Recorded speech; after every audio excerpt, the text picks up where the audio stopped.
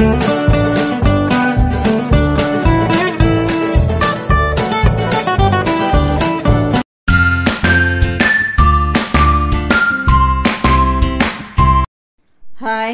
Hello friends, అందరికీ happy Sunday అండి.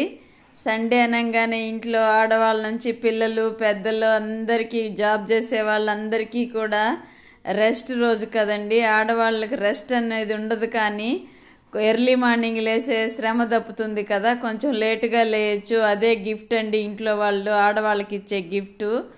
చూడండి, ఈ ఉదయాన్నే కొంచెం లేటుగానే లేచాను నేను. రాత్రంతా నిద్ర సరిగా పట్టలేదండి, బాగా హెడేక్గా ఉండింది. అదే నెక్ పెయిన్ ఎక్కువ అవడం వల్ల దానివల్ల హెడేక్ వచ్చేస్తుందండి.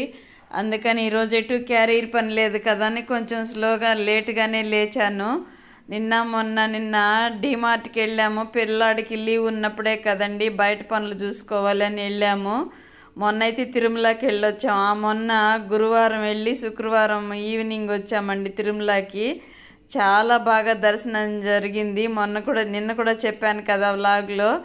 స్వామివారిని చూసిన జ్ఞాపకాలు 4-5 రోజులైనా వదలవేమో అనిపిస్తోంది. ఎంత అందంగా ఉన్నారండి స్వామివారు, ఎంత బ్యూటిఫుల్గా అలంకరించారంటే నగలు, ఆయన వైభవం చూడాల్సిందేనండి. కలియుగ దైవము అని చెప్తారు కదా, మరి ఆయన ఎంత శ్రమ చేసుంటే ఇంతమంది భక్తుల్ని సంపాదించుకున్నారు. దేవుడు అని మనము భగవంతుడా అని ఎందుకు కొలుస్తున్నామంటే ఆయన ఎన్నో శ్రమలు కోర్చి అన్ని మహిమల్ని సంపాదించుకున్నారు కదండి. మాకైతే మెడిటేషన్లు అన్నీ చెప్తారండి. మీకు చెప్పినా మీరు నమ్మరేమో కొన్ని విశేషాలు.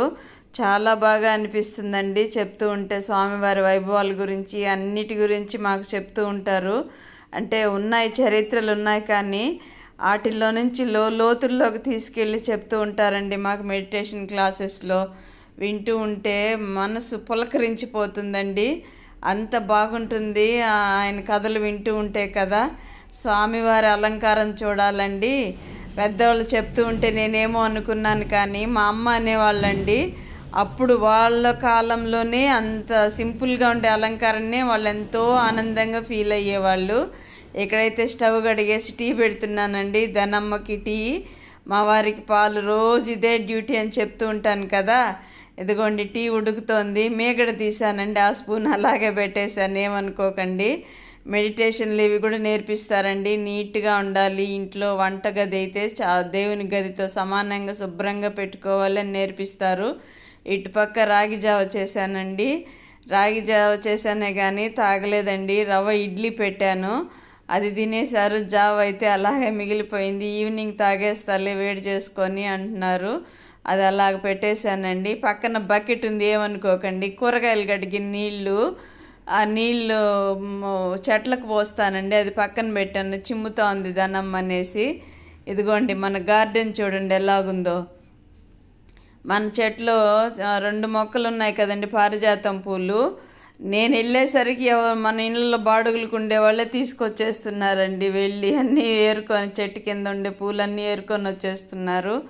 పోనీలేని వదిలేసాను, ఎవరైనా పెట్టాల్సిందే కదా దేవునికి పూలు. చెప్పి తీసుకుంటే బాగుండేది, చెప్పకుండానే తీసేసుకుంటున్నారండి పూలు. అది కొంచెం బాధ నాకు. ఈరోజైతే నేను వెళ్ళేసరికి ఈ పూలు ఉన్నాయండి. నిన్న మొన్న అస్సలు పూలే లేవు, అన్నీ తీసేసుకున్నట్టున్నారు. నేను త్వరగా వెళ్ళాను ఇవాళ.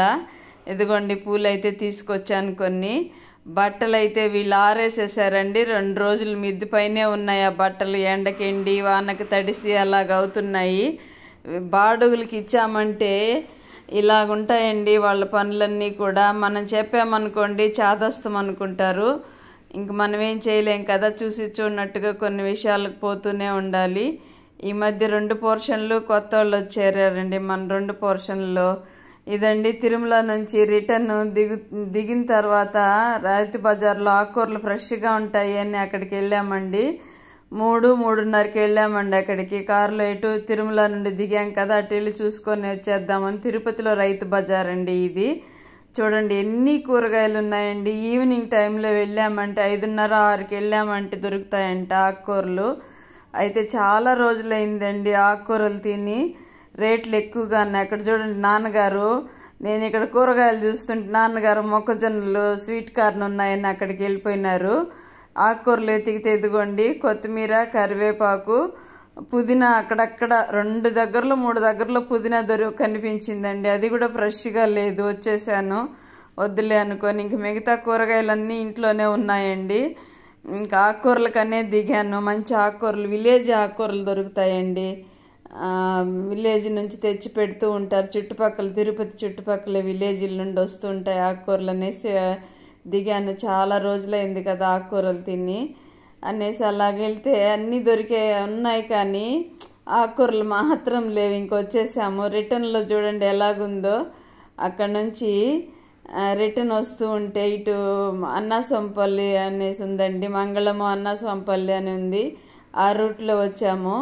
చూడండి ఎలాగుందో చూడండి గ్రీనరీ. అస్సలు తిరుపతి, ఒకప్పటి తిరుపతి ఇప్పటి తిరుపతి చాలా తేడా ఉందండి. ఇప్పుడు ఒక 4 ఏళ్ళకు ముందు ఎలాగుండేది, ఇప్పుడు ఎలాగుంది, సంవత్సరం మార్చేస్తున్నారండి. చాలా బాగా చుట్టూ అటు ఇటు రోడ్డుకి అటు ఇటు గార్డెన్ లాగా పెంచేస్తున్నారు. చాలా బ్యూటిఫుల్గా ఉందండి. చూస్తుంటే ఇక్కడే ఇదే పార్క్ అనిపిస్తుంది. రణగణధ్వనులు అంటే సౌండ్ లేకపోతే ఇక్కడే కొద్దిసేపు గడిపేసి వెళ్ళొచ్చు అనిపిస్తుంది. ఎంత బాగున్నాయో చూడండి మొక్కలు. మీకు కూడా చూసి ఆనందిస్తారని మీరు కూడా ఇలాగ వీడియో తీశాను. ఒక నిమిషం కూడా లేదండి, తీసి పెట్టాను. చాలా బాగుందండి. అసలు ఎక్కడ పూజ గదిలో ఉన్న, కిచెన్లో ఉన్న, హాల్లో కూర్చొని ఉన్న స్వామివారే గుర్తొస్తున్నారండి.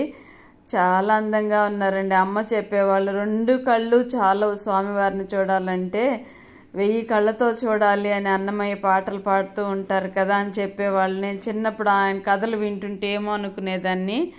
ఇప్పుడు నిజమేనండి, నిజానికి నిజమండి అది. ఇక్కడ చూడండి మా కోడలు మీల్ మేకరు, వెజ్ అన్ని వెజిటబుల్స్ వేసి బిర్యానీ చేస్తుందండి. ముందైతే బిర్యానీ సామాన్లు వేసి పోపు పెట్టేసింది. ఆనియన్స్ గోల్డ్ కలర్లో వేగిన తర్వాత వెజిటబుల్స్ అన్నీ వేసిందండి. అంటే క్యారెట్, పీసు, బీన్స్, కొద్దిగా పచ్చిమిర్చి, కొత్తిమీర, కరివేపాకు, పుదీనా అన్నీ వేసింది. అల్లం పేస్ట్ చూపిస్తోందండి. అల్లము వెల్లుల్లి మిక్సీకి వేసి పెట్టుకుంటుంది బాక్స్లో. ఒక వారం రోజులు నిలవ ఉంటుందండి. ఇది స్మెల్, మంచి స్మెల్ వస్తూ ఉంటుంది. నిలవ ఉంటుందండి, నెలల తరబడి కూడా ఉంటుంది. కానీ మంచి స్మెల్, దాని టేస్ట్ మారకుండా ఉండాలంటే వారంలోపే వాడేయాలండి అది. అవన్నీ వేగిన తర్వాత మీల్ మేకర్ వేసి వేపుతోందండి. బిర్యానీ ఆకు చూడండి, నేనైతే ఒకటి వేస్తాను, ఈ అమ్మాయి 2-3 వేసింది. బాగా ఫాస్ట్ అండి మా కోడలు, చకచకా చేసేస్తుంది వంటలు కూడా. నేను బాగా ఆశ్చర్యపోతున్నా ఈ మధ్య ఈ అమ్మాయి పనులు చూస్తుంటే.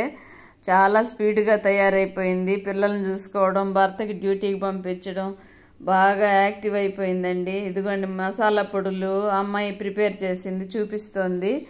ఇదైతే గరం మసాలా పౌడర్ ఇంతకుముందు చూపించింది. ధనియాల పొడి అండి, కారం కొద్దిగా, సాల్ట్, ధనియాల పొడి, గరం మసాలా పౌడర్ కొద్దిగా వేసింది.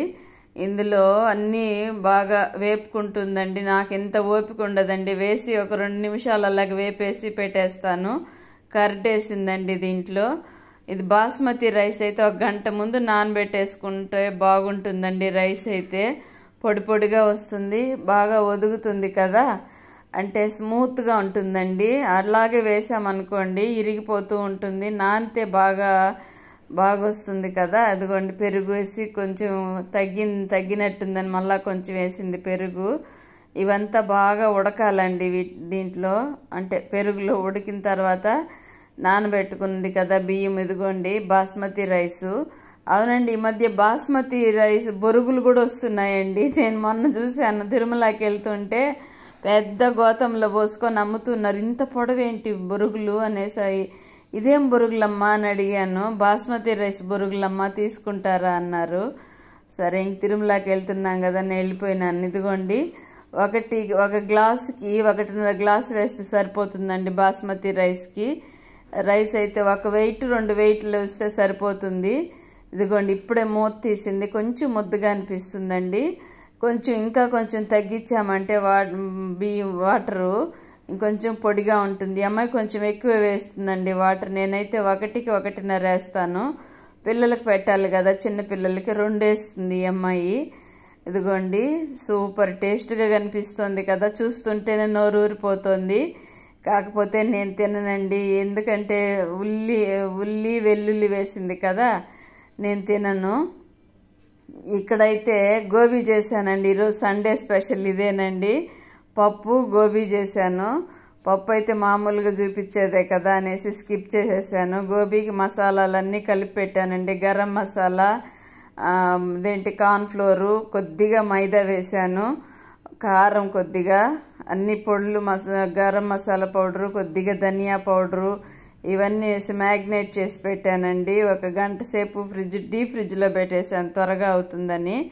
ఇదిగోండి ఇలాగా సండే కదా కొంచెం బద్దకించి పడుకునేసానండి. అందులో నెక్ పెయిన్ ఎక్కువగా ఉందని చెప్పాను కదా, పడుకునేసాను. ఈ ఆయిల్ ఏంటో ఊరికే పొంగుతోందండి. ఇలా పొంగకుండా ఉండాలంటే మా అత్తగారు చెప్పారు ఒక చిట్కా, అదిగోండి నల్లగా కనిపిస్తుంది కదా కొంచెం గోల్డిష్గా, చింతపండు అండి. ఆయిల్ కానీ పొంగకుండా ఉండాలి అంటే కొంచెం చింతపండు వేసేస్తే పొంగదంటండి. ఆవిడ చెప్పేవాళ్ళు, ఆవిడని ఫాలో అవుతూ ఉండేదాన్ని. ఇదిగోండి ఇలాగొచ్చింది. ఇది ఇంకొంచెం వేరే రకంగా కూడా చేయొచ్చు, కానీ ఇలాగే తినేసాము. నచ్చినట్లయితే ఒక లైక్ అండ్ షేర్ ప్లీజ్.